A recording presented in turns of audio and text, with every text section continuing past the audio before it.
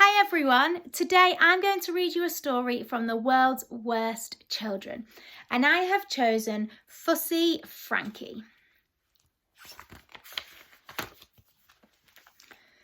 Frankie was fussy. The little boy refused to eat any fruit or vegetables whatsoever. If any found their way onto his dinner plate, he would get rid of them immediately. Brussels sprouts would be flicked across the kitchen. Broccoli would be flung over his shoulders. Tomatoes would be splattered on the ceiling. Aubergines would be thrown back at whoever had the misfortune of serving them up. Rhubarb was the boy's absolute worst nightmare. Like a lot of fussy eaters, he'd never actually tasted the food he hated the most, but to Frankie, it looked and smelled yucksome. Whenever he came face to face with a piece of rhubarb, he took great pleasure in flushing it down the toilet. "Goodbye, ranky-danky rhubarb, good riddance, ha-ha," the boy would say as he watched it swirl down the pan. Every morning at breakfast time in the kitchen, Frankie's mum would plead with him, "You need to eat your 5 a day, Frankie." The pair lived in a little house on the far side of town.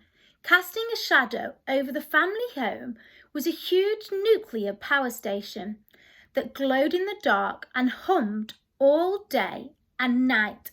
"Ma, I get my 5 a day," snapped the boy. "Crisps, biscuits, chocolate, cake and biscuits." "You counted biscuits twice." "That's 'cause I have 2 packets a day, duh." Frankie's daily menu looked like this. Breakfast, a bowl of crisps with ice cream on top. Mid-morning snack, sweets sprinkled with sugar. Lunch, main course, a packet of chocolate biscuits dipped in chocolate sauce. Pudding, a deep fried cake. Afternoon tea, a packet of double chocolate biscuits, washing down with a glass of treacle. Dinner, main course, a chocolate egg on a bed of crisps. Pudding, a block of fudge smothered in fudge sauce. Bedtime snack, a bag of toffees to chew on. The boy's mum was sick with worry about her son because of his terrible diet. Frankie was becoming bigger, paler and spottier by the day. So Mum had decided to create a food revolution in her house. Her son was going to eat fresh fruit and vegetables at every meal, whether he liked it or not. "I'm starving. What's for brekkie, Ma? If it's not chocolate, then I'm putting myself up for adoption." It's better than chocolate. Just you wait and see." The lady then whisked out a plate she'd been hiding under a tea towel. "Ta-da!" she exclaimed excitedly. "What's this, Ma?" Frankie demanded. "It's grapefruit." "A what fruit?" "A grapefruit. It's really delicious. Have a try." Frankie looked at the thing with contempt. He leaned his face down and took a sniff of it. "Oh, it's ponky. It smells fresh." "It smells disgustable. I ain't eating that, you cruel old hagwitch. Give me some chocolate now." The lady was hurt by her son's outburst, but tried to stay strong. "No," she replied. Frankie couldn't believe his ears. "What do you mean, no? I want chocolate." "No, Frankie, grapefruits are yummy. I promised you. They taste sweet, just like a sweet. Come on now, be a good boy." The lady tried to feed her son a segment with a spoon as if he was a baby. He struggled for a while, but Mum persevered and eventually got the piece of fruit in her son's mouth. As soon as she had it in, he spat it back at her. Splat! It hit the boy's mum right on the nose. "Ugh!" screamed Frankie. That tasted like pukey plops. As the poor lady peeled the piece of grapefruit from her nose, she realised she might have to try a different approach with her son. Bribery. "Look, Frankie," she began, "if you eat the grapefruit, you can have 1 square of chocolate from the giant bar here." Mum always had a giant bar of her chocolate on standby in case her son became angry. The boy was craving chocolate.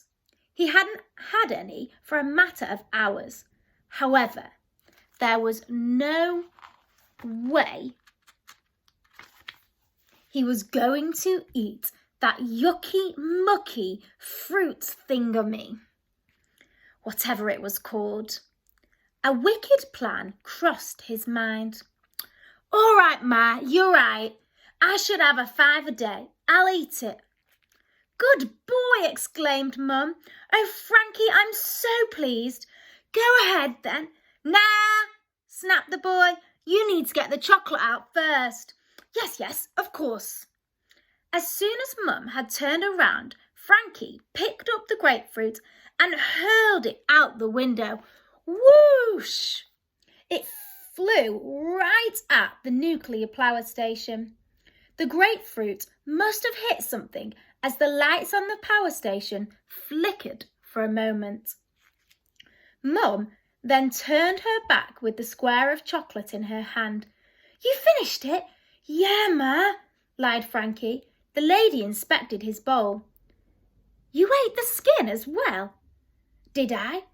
"Yes, it's very tough, the skin of a grapefruit." "Yes, well, that's the best bit, Ma. Now give me that chocolate now." "I said give me that chocolate now." The lady was about to hand her son a square of chocolate when he ate it out of her hand like a dog. "Ow!" screamed Mum. "You bit my finger." "It was in the way, Ma. Now, what's next?" Feeling she was on a roll, after Frankie had eaten up his grapefruit, skin and all, she tried the next fruit, a banana. It was the same routine. Frankie tricked his mum into thinking he'd eaten it in exchange for another square of chocolate. Again, the banana was flung out the window.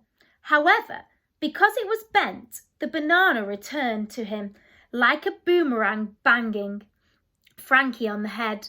So he threw it again, underarm this time, and once again it hit the power station. The hum became a loud grinding noise.